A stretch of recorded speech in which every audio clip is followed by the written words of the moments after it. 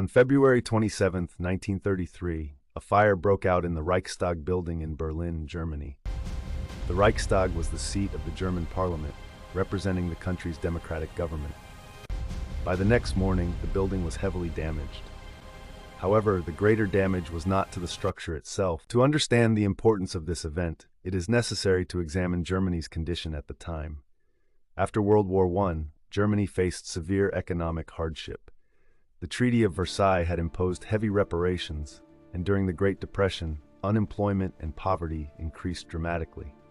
Political instability became common, and extremist political groups gained popularity.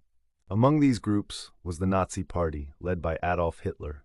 In January 1933, Hitler was appointed Chancellor of Germany. Although he held a high office, he did not yet have absolute power. Germany was still technically a democracy. On the night of the fire, authorities arrested a Dutch communist named Marinus van der Lubbe inside the building. He was accused of setting the fire. Historians continue to debate whether he acted alone or whether the event was used strategically by the Nazis to advance their political goals. Regardless of who started the fire, what followed was decisive. Within days, Hitler persuaded President Paul von Hindenburg to sign the Reichstag Fire Decree. This emergency decree suspended key civil liberties. Freedom of speech, freedom of the press, and the right to assemble were severely restricted. Police were allowed to arrest individuals without trial and conduct searches without proper legal procedures. Effectively, the constitutional protections of the German people were suspended.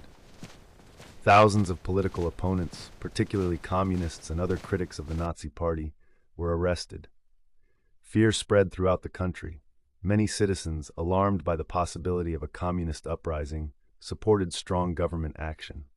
In March 1933, the Enabling Act was passed. This law gave Hitler the authority to enact legislation without parliamentary approval. With this legal authority, Hitler consolidated power rapidly. Political parties were dissolved, opposition was eliminated, and Germany transformed from a democratic republic into a one-party dictatorship. The Reichstag fire marked the beginning of this transformation. It was not merely a case of arson. It was a catalyst that allowed emergency powers to become permanent control.